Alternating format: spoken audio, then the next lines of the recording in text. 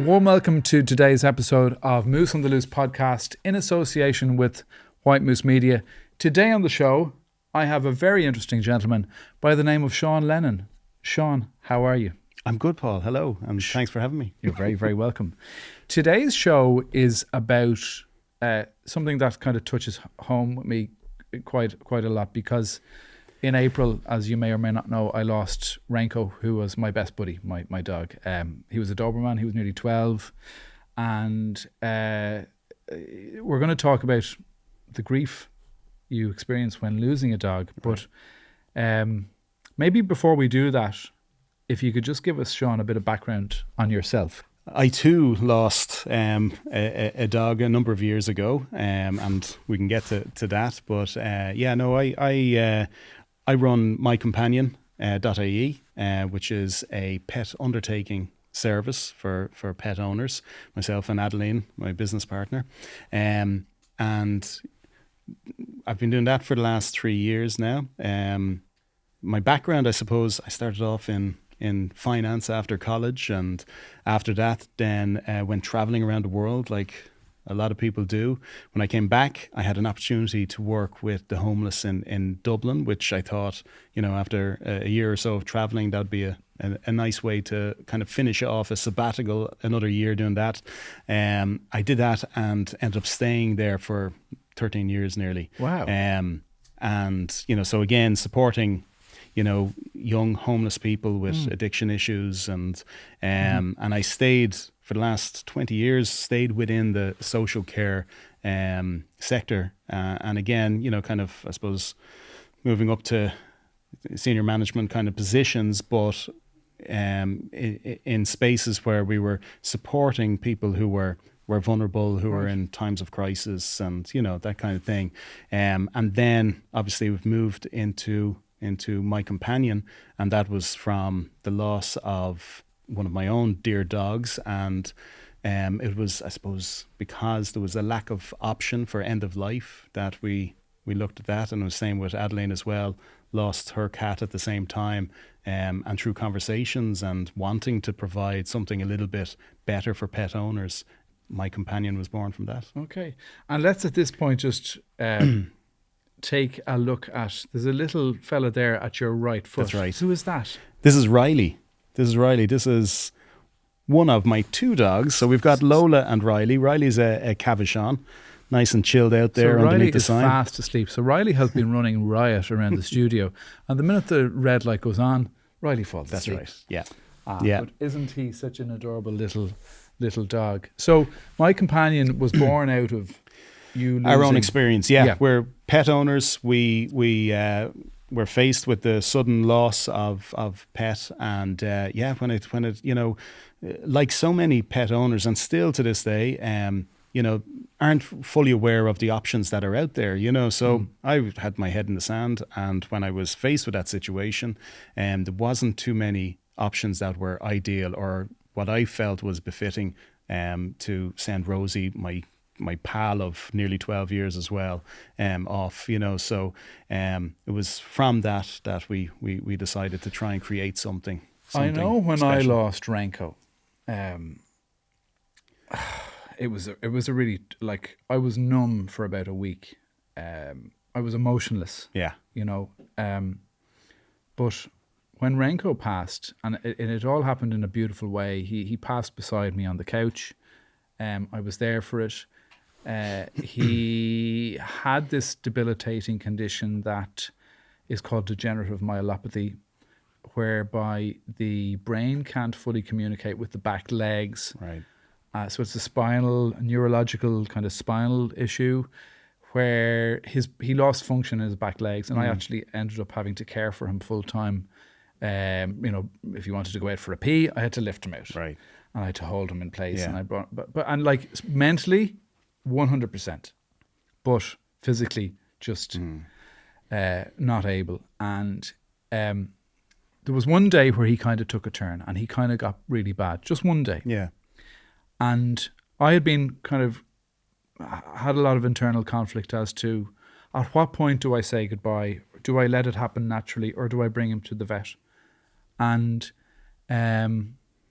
on that day, I made the decision in my mind, right, next morning, I'm putting him into the Jeep and we're going to say our goodbyes. So I called mum and dad up to the house and I said, look, just come up and say goodbye. They came up, said their goodbyes, gone out the gate, and within an hour, Renko had passed over the Rainbow Bridge. And I kind of was just, didn't know what to do. I was just like numb. So I who do I reach out? Like, I've never experienced a dog dying ever before in my life.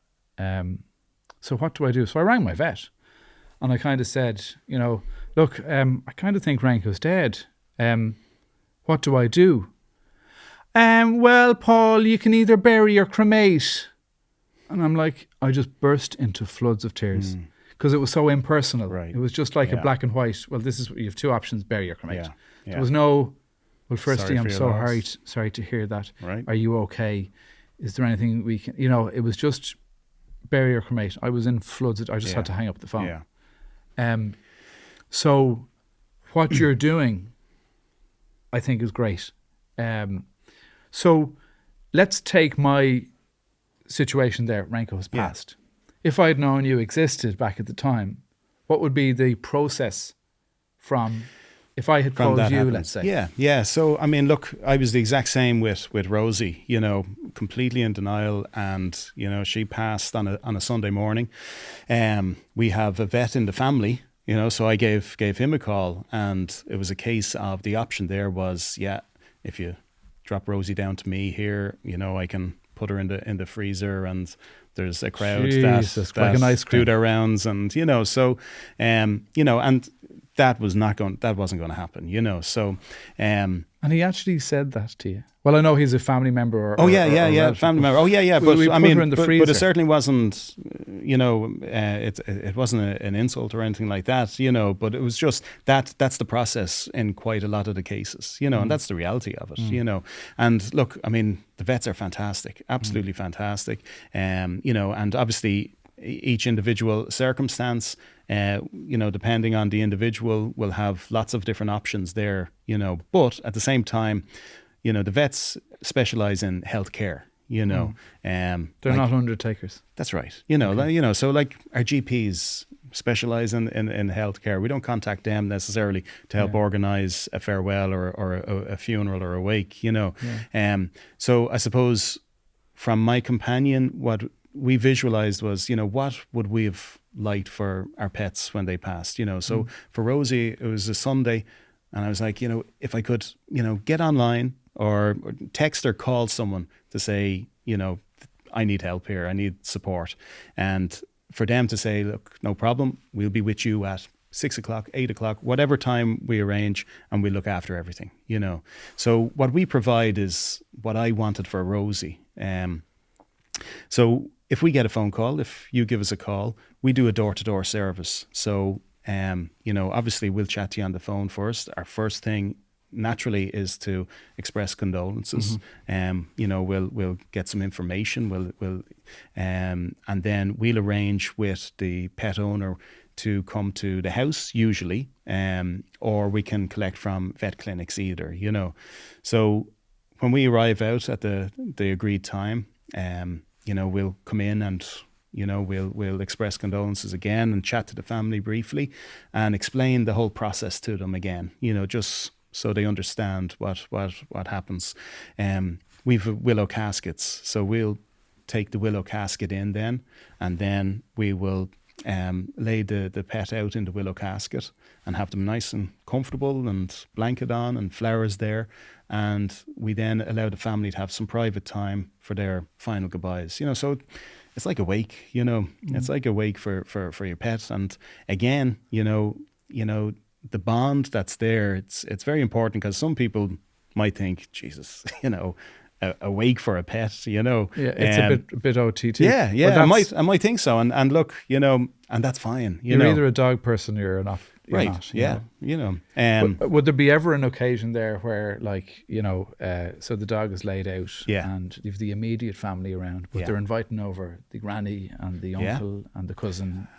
and their dogs to say goodbye to your poor dog. Is it ever a huge big ceremony? Absolutely. I'd say I've gone into some houses, and I'm not messing, Paul. There was like 50 people in there, 50 people, right. And because, and again, you think about it, the dog or the cat is such part of the fabric of everyday life. 100%. All the habits, so everything from the routines, particularly the routines, to the little nuances, to the sounds around the house, the joy, the interaction, it's massive. And, they're there for you with unconditional love, and particularly through hard times that we all go through, that time and that bond that we have with our pets, it's unless you've experienced it, it's very hard to really put into words, for people to understand, So with that then, obviously allowing that time and that, I suppose, awake, for the family. And a lot of the time they might put in little trinkets, maybe some treats or their favorite toys or whatever. And then after that, once they're ready, usually the family would like to carry the casket out to the car then, and as I say to everyone, there's no right or wrong way for doing it, and that's, whether people want to bury, whether they want to cremate, or whatever their options are, whatever feels right for them, and some people want us to come straight away, and because they just find it too overwhelming to have them there after they've passed, and little things like I mean, would you wear a black suit with a black tie? And wouldn't be. We wear black, so we tend to we'd have our. Yeah, we do wear black out of respect. Our vehicles that we collect in are black vehicles as well. And kept clean and shiny to to again as that mark of respect. And we like that when the casket is brought to the vehicle. Even when we're pulling away, we'll make sure that we're pulling away silently and slowly, and driving down, because usually the green that's across the road from the house or whatever is where that pet has run for many years, and like we do with our humans, just a mark of respect as we really lovely pass away. Just so before we're talking about the process of what happens, but what happens if, like, okay, you're based in Dublin? In Kildare. Okay, what happens if somebody in Achill or somebody in Dingle or in somewhere in Donegal, their pet dies? Are you prepared to drive up there? Yeah. So I mean, obviously, being based in Leinster, the vast majority we cover Leinster. Right. Now within the sector, we'd have colleagues that we would work with and recommend. We would often get phone calls. We've actually gone as far as Cork and Mayo and Galway and Sligo, and we've gone all over the country. It's a nationwide service. Yeah, but we'd always say, because obviously, there's additional time and cost to us. Well, look, that's doing understandable. that, but we'd always highlight that, and we'd always say, there's this option that's maybe close to you, and for whatever reason, sometimes it's because a family member, up this direction have used us, and they really want to us to be. So are you on call 24/7 then? So Max in Lucan dies, and you get a call. Can you be there within? Within hours. Yeah. Okay. Yeah. So, if we've a free slot straight away, we'll be there within the hour, but obviously we would have bookings coming in, and we'd have our schedule for each day where, but we only do individual collections, and we only do individual cremations. That's all. Okay. And we certify that. And I know this is quite a dark, somber topic we're talking about, but can we lighten it up? Have you any funny stories about like arriving out and maybe going to the wrong door, or somebody answering the door and they didn't even know the dog? Have you any kind of funny stories? Look, I mean, to be honest, and I get it most days, how can you do this job, but it's a joy, honestly. I love it, the interacting with the families, hearing their stories about their pets, and every day there's always funny stories about what the pet did or didn't do, and so there is lots of laughs every day. There's laughs. But did you ever did anything ever happen, like maybe a Great Dane died and you brought out a Chihuahua's casket or something like that? That's exactly what I was going to say. Oh, right, okay. So like that, as I mentioned, Adeline, I got a call in, for a booking, and so I was already going to a family. So I gave Adeline a call to say that, listen, can you get out to this Another address? yeah. And she, no problem. I'll slot it in for this time.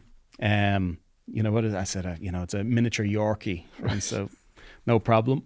So Adeline arrives and has, small casket. We have all sizes of caskets, so she had the tiny casket with her for the miniature Yorkie and came in, and there was like a Bernese mountain dog, lying there, and the family. This is going to be a challenge. So, thankfully, the family found it hilarious, Good, saw the funny side to good. it, and there was a quick turnaround back again, right. But look, there's all sorts that happen, and look, it is.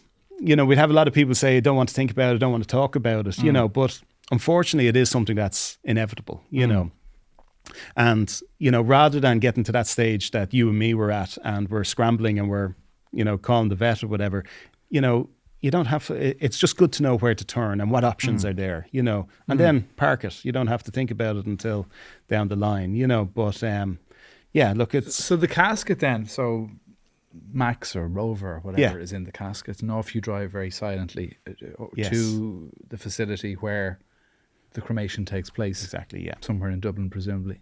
No, we're actually... Kildare, sorry, you said. No, their crematorium is in Cavan. Okay. Yeah. All right, okay.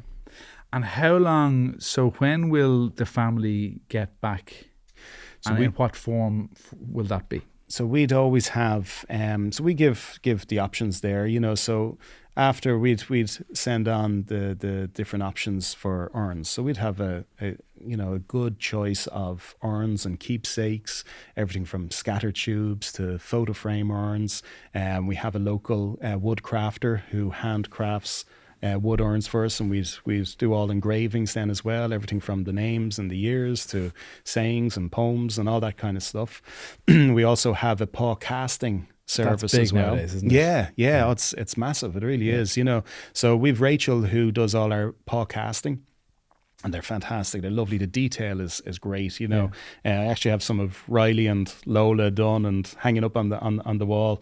And again, it's not just when our pets pass that we can provide the paw casting. It's when they're alive as well. So the run up to Christmas was quite busy, but there's all these sort of options. We've bio urns, we've jewelry, all that kind of thing. So there's no rush, for them to decide. We say, look, just have a look and let us know over the next day or two. Talk as a family, or and we would always have the ashes back then within 5 working days.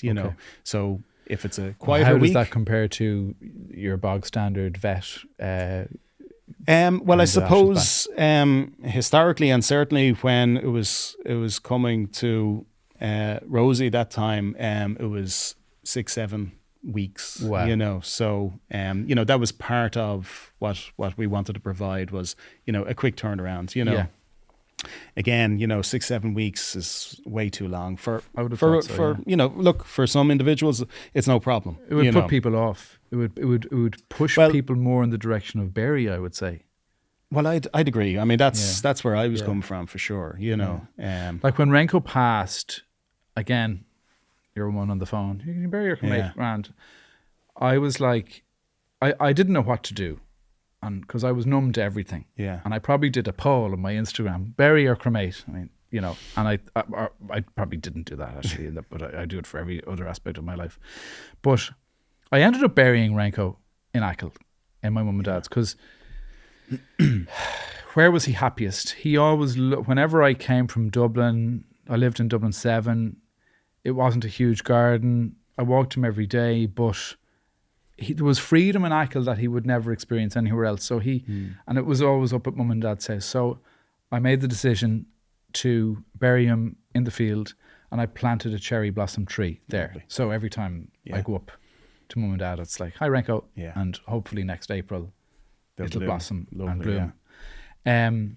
But I chose to bury, probably because I didn't know, like, you don't necessarily know if you give Renko off to a vet who is going to look after it, someone Paddy down the road will look after it and cremate him. You don't know if you're getting Renko's ashes back or you're getting some of Renko, some of Rover, some of Max, and you know there was a little bit of I mean, uncertainty there. There can be, you know, depending, but I mean, certainly from our point of view, we only provide individual cremations, so we don't do communal at all, and we certify that as well. So we provide a certificate, you know. So and for each we have an identifier tag that we assign to each pet as we take them in, and that identifier tag stays with through the whole process, you know. So we have that at the end as well, you know. That's handed back to the owner.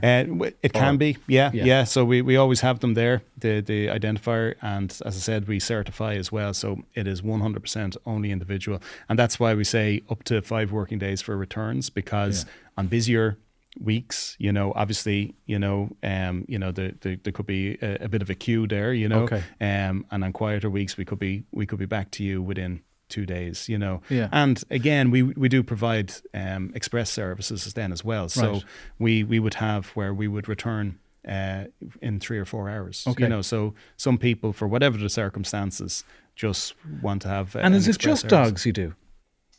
No, I'll tell you, we like pets. Have you ever had a snake or anything like that? Snakes. Obviously, dogs and cats are the most popular. You know, they're the most popular pet in Ireland. But we have had a pet sheep, pet lambs, hamster. Again, there was one of those funny stories where arriving in and we thought Charlie was a dog, a big dog, and we arrived in and there was a cute little, upon further investigation, almost like a cotton ball, and it was a lovely little hamster, you know. Oh right, okay, yeah. You know, so that would be the smallest animal you ever. That probably was the smallest little hamster. Although fish as well, we've believe it or not, we've cremated fish, and we've had bearded dragons. Is that a bit? No, I suppose. Look, here's me judging that, and you know what? No, like people can love can you love a goldfish as much as you can love a dog?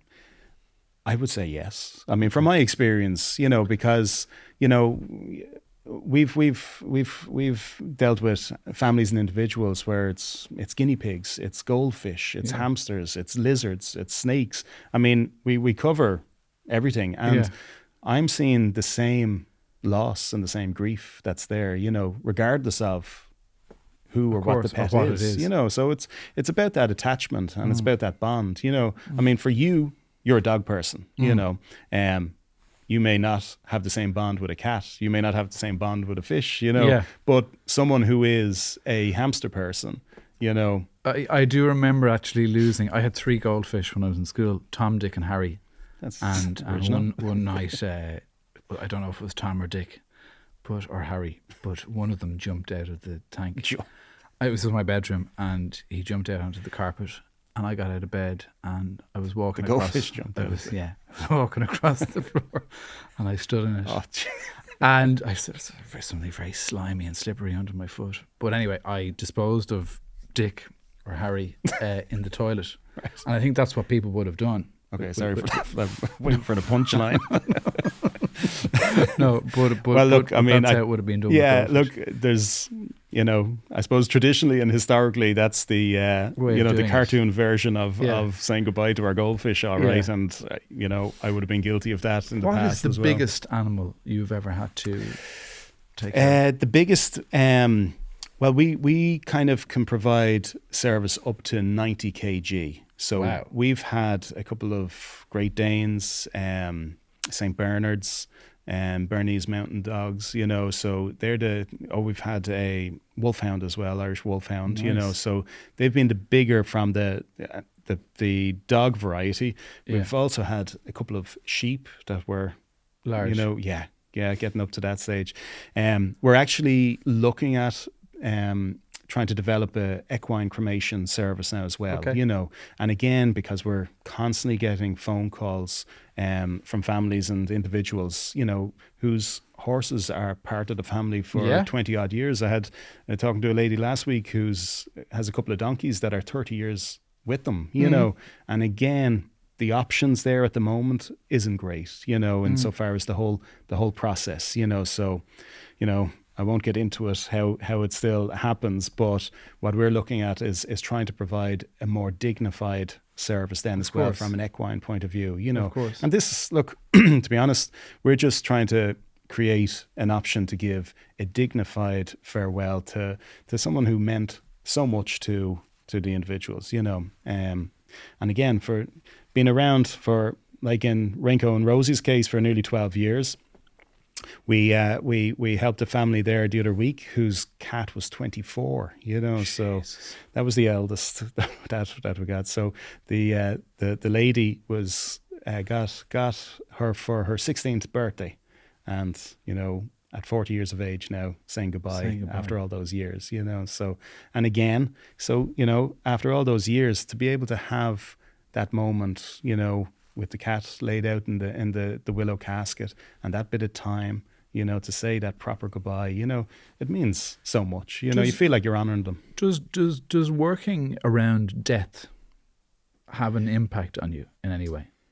No, like when I say no, I have to compartmentalize, because if I allow myself to be a slobbering mess and get affected, I'm not going to be any use. I'm not, my job is to be there to support the individual or the family, to take the lead, and for them to be able to concentrate on the last bit of time with their beloved pet, and take the stress out of everything, So I'm there to reassure and to meet what the individual requirements are, because like I said, there's no right or wrong way, and everybody has their own different requirements as to how they want to do it. So the way I look at it is, when I arrive at, a home, and, I see, absolute distraught pet owners, and they're heartbroken, but I'm looking at the pet that's there, and I'm like, just like, you're a lucky guy, because you're after being loved, and for them to be so upset, obviously, Did they ever take it out on you in any way? No, Okay. thankfully not yet. No, well, I know, but like, the way when you're grieving, you can be erratic. Yeah, exactly. Look, it's part of the grieving process. Anger is in there. Vets probably.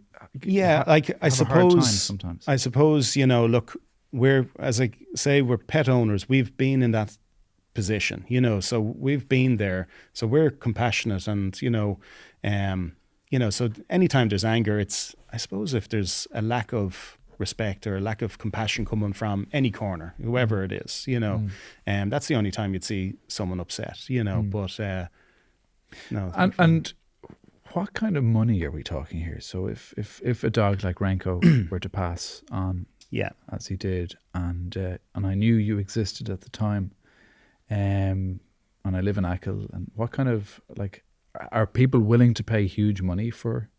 Yeah, I suppose it's like everything, it has to come down to affordability and, what people are willing. Our pricing we have on our website, we're very transparent, we're not into, like, everything, we just want to be completely transparent about. We're not into, emails for a quote type of thing, So we base it on weight, so obviously, and that's for the process, that's where it reflects, Makes sense, yeah. So we'll say poor old Riley here, Riley, for his size then as well, for a door-to-door service to be collected, and for him to have that time, that the casket collection, the cremation, and then we would return the ashes, hand deliver the ashes home. That'd be about €350 for around Riley's size, and with that we'd include a scatter tube for the ashes. Okay. And as I mentioned, we have a huge array of urns and keepsakes. So if anyone wants a personalised urn, that'd be extra then as well, So, and on average, you're probably, looking at less than €100 for the personalised urn, depending on which one they want, So it's, when you compare, I suppose, to a human service, it's a fraction of the cost,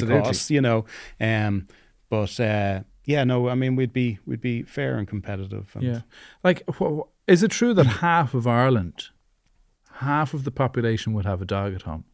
Well, it's It's over half have a pet at home. So for dogs, I think it's up maybe around the 30% are dogs, and there's maybe around 20% or so that are cats.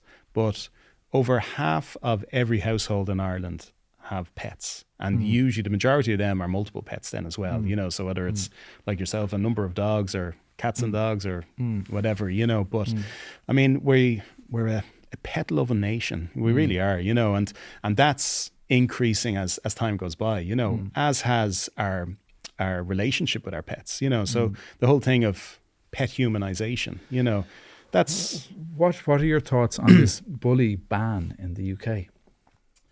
Yeah, I mean, look, to be honest, it's more about the human than owner. the breed, 100%. And I think that's where the issue is, So I see bullies all the time, There's I was returning ashes there the other day, and 3 gorgeous XL bullies, and as docile, like Riley there, and that's because they've got good, responsible owners, I always say that any breed of dog is born a cute puppy. Right. They're all born cute puppies. But it's what happens after that that makes them what they are. Yeah. I'm a firm believer in nurture versus nature. Absolutely, But listen, I think that's a great service that you provide. If only I'd known it back when poor Renko passed, I will certainly be considering it. Like when I lost Renko, do you know what the best help to me was? What's that? The other dogs. Yeah. To have Rocky there, like I'll never forget. And I tried to introduce Rocky to Renko to know, right, Renko isn't coming home. Yeah. So Renko passed on the couch. He was there. I decided to move him out to my Jeep to put him in the back of the Defender. And I said, Rocky, come here. And it was bittersweet because Rocky went over to the Jeep. Renko was lying there, kind of sniffed him for a minute, and then came over to me and just stood so closely to me as if to say, I have your back. Yeah. And I had his back. Yeah. Yeah. And then, of course, it's look, again, as I say, it's that bond, unconditional love, Yeah. Like it's like that, if they say if you lock your pet in the boot of the car for an hour, and if you lock your other half in the boot for an hour, if you open them, which one of them is going to be happy to see you? Yeah. So it's just that 100%. unconditional love and bond that we have with them, And look, again, it's about celebration as well, I mean, 100%. You had adventures with Renko, and it's just marking that, and it's kind of a dual purpose. One, you're honoring with a dignified and respectful farewell, and it's also kind of good for the pet owner as well. You think that closure siblings, so Rocky, Murphy, and Dee Dee, and Mia. I by the way had 5 dogs at one point in my life. But do you think they'd have known? Like, I always wonder, what is the cognitive ability of a dog? Like, what's going through their head? When I come to Dublin from Achill and I leave them in with a girl called Claire, do they know, right, Paul is gone now for a week up to do a podcast, or do they think he'll never be back? Do you know, that's what's going through my head. But do you think that a dog, when its brother or sister goes, is aware of that? I do. And I would always encourage, any of the families that have other pets there, and particularly dogs, to allow them, to sniff and to be around, because it helps them process, because otherwise, if that wasn't the case, Renko's gone, and then the gang are just like, where's Renko, now whether they have that cognitive thought process or not, but without a doubt, it certainly helps them to process it. Like Riley was around, when Rosie passed, and he was only a pup at the time, but like that, he was sniffing her, and after she was gone, Rosie had her corner where she used to always sit, and he would be going over and just and just lying there. And he never lay in that corner, you know. So you see it, and I would know. Oh, they do, yeah. Sure, look, you know, I'm bringing ashes back a few days later, and you know, those that are lucky enough, and I do mean lucky enough, because you're right, having another pet in the house definitely helps. It does, you know, and they get hugely spoiled then, you know, getting all the extra 100%. attention and Rocky's rubs. like in my bed most nights. Right. And he's not a Chihuahua, he's a Doberman, and he sleeps, and that's his, you know, he's on, and like, he knows when I'm, you know, at the end of the night, you're watching TV or whatever, and you kind of switch off the TV. He kind of knows the TV's gone off. Paul is heading for bed. I'm getting up off that couch, and I'm getting in the with good him. side. Yeah. And then he goes, like, maybe I read somewhere that improves, or that it improves the lifespan of a dog if it's allowed sleep with you. I don't know if that's bullshit or not. I haven't heard that one. Yeah, but that's what I did hear that. But look, Rocky, should go with it. Yeah, I go with it. And the bond between Rocky and I got much closer after Renko died. Right. And obviously Dee Dee as well, and the other two. I don't know if Mia and Murphy's a bit of a big oaf. He probably didn't, you know. Renko, whether Renko's around or not, he probably isn't aware of. But look, they all have their individual traits and characteristics that just make them just fabulous. Yeah. And I'd take a dog over a human, Sean, any day of the week. Yeah, I think that'd be a good choice. Less complications. Look, on that note, Sean, thank you so much for coming in. No problem. It was great to be here. Pleasure having you. And this is something that I'll certainly consider in future. And anybody at home, if you do have a dog, and if and when they do pass, you want to make contact with Sean, how can they do that? Yeah, well, that's it. I mean, we're just looking to, I suppose, create awareness with people that there are options out there, and, you know, to the fact that My Companion, we are the pet undertakers, I suppose, you know, so we specialize in this end of life, and we'll support you. If you need us, you can contact us on mycompanion.ie. All our details are there. We're on Instagram, and the handle's at mycompanion.ie as well. Lovely. Yeah. Okay, Sean, it was a pleasure. And thanks for having me. You're very, very welcome. Folks, thank you for watching today's episode with the lovely Seán Lennon. If you'd like more information on Sean's pet cremation service, please visit mycompanion.ie now. Thank you, folks.